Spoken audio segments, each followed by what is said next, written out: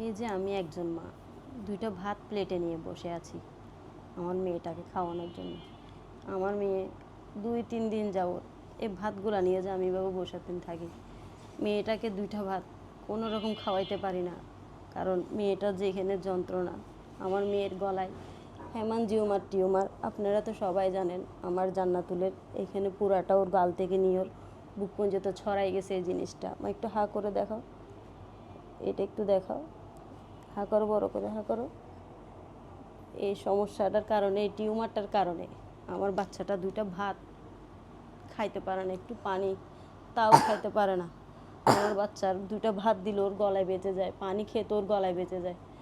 আমার মেয়েটা যদি 2টা ভাত খেতে না পারে তাহলে তো আমি মা, আমরা একটা ফ্যামিলিতে 4 জন সদস্য আছি, ওর একটা ভাইও আছে। আমার ছেলেটাও 2টা ভাত খেতে পারে না, বোনটা খায় না, ওর বাবা তো খায় না, তার মাঝেও আমি তো রান্না করে আমার রান্নাগুলো পড়ে থাকে, কারণ আমি যতটুকু আমার তৌফিক আছে আমি তো রান্না করতেছি বাচ্চাকে 2টা খাওয়ানোর জন্য, কিন্তু আমরা কেউ খেতে পারি না। একজন মা, একটা বাচ্চা যদি এভাবে থাকে তাহলে একজন মা কিভাবে শান্ত স্থির থাকতে পারে বলুন?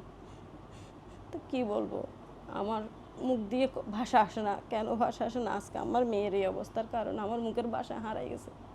কারণ আজকে আমি আপনাদের কাছে প্রতিনিয়ত আপনাদের কাছে আমি মেয়ের ভিডিও দিয়ে যাচ্ছি, মেয়ের সব কিছু জানাচ্ছি, কিন্তু আমার মেয়ের আমি কোনো কিছুই পারছি না। কেন পারছি না? আপনারা জানানোর পরও আপনারা যতটুকু আমাকে সহযোগিতা করতেছেন, সেই সহযোগিতা আমি আমার এই বাচ্চার কোনো কিছুই করতে পারতেছি না। কারণ আমার এই বাচ্চার ট্রিটমেন্ট হচ্ছে যে বাহিরের দেশে, চাইনায়। আমার বাচ্চার বাংলাদেশে কোনো ট্রিটমেন্ট না। আমি আপনাদেরকে প্রতি ভিডিওতে জানাচ্ছি আমার বাচ্চার বাংলাদেশে কোনো ট্রিটমেন্ট নেই।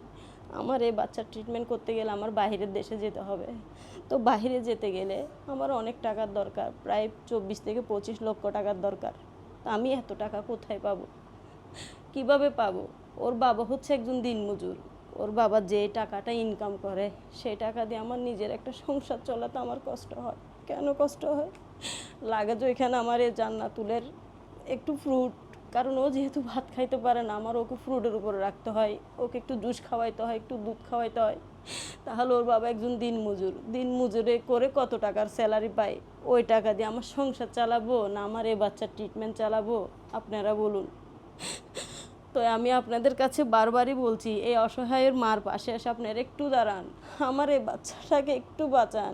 আপনারা যদি একটু চেষ্টা করুন তাহলে আমার বাচ্চা, আমি আশা করি খুব দ্রুত আমার মেয়েকে আমি ট্রিটমেন্টের জন্য চাইনাতে নিতে পারবো। কারণ আমার বাচ্চাকে আমি ভারতে নিয়ে গেছিলাম, ভারতে আর নিয়ে যাব না, কারণ ভারতে বলছে ওর আরও 10 থেকে 11টা অপারেশন লাগবে। ভারতে 2টা অপারেশন করেছে, ওখানে আমার 15 লক্ষ টাকার উপরে খরচ হয়েছে। তাহলে আমার বাচ্চাকে ভারত ওই জায়গায় জানাইছে আরও 10 থেকে 11টা অপারেশন লাগবে। তাহলে আমি তো একজন দিনমজুরের ওয়াইফ, আমার তো সেই সামর্থ্য নাই। কারণ আমার আগে সামর্থ্য ছিল, নিজের জায়গা ছিল, বাড়ি ছিল, গাড়ি ঘোড়া ছিল। আমি আজকে মেয়ের জন্য সব বিক্রি করে দিয়েছি। তা আজকে আমার সেই বলটা আর শরীরে নেই। আমি যে আমার নিজের থেকে খরচ করে নিয়ে যাব, সে তৌফিকটা আমার আর নেই। আজকে আমি আপনাদের দুয়ারে ভিক্ষুকের মতন আসতেছি, আর কি বলবো। আমি এক হিসাবে আপনাদের কাছে ভিক্ষা করতেছি, আমার মেয়েটাকে নিয়ে রাস্তায় নেমে গেছি শুধু আমার এই বাচ্চাটাকে বাঁচানোর জন্য। আপনারা আমাকে সেই ভিক্ষারি হিসাবে সেই ভিক্ষাটা হলো দেন, সেই ভিক্ষার উজিলা হলো যেন আমি আমার এই বাচ্চাটাকে বাঁচাইতে পারি।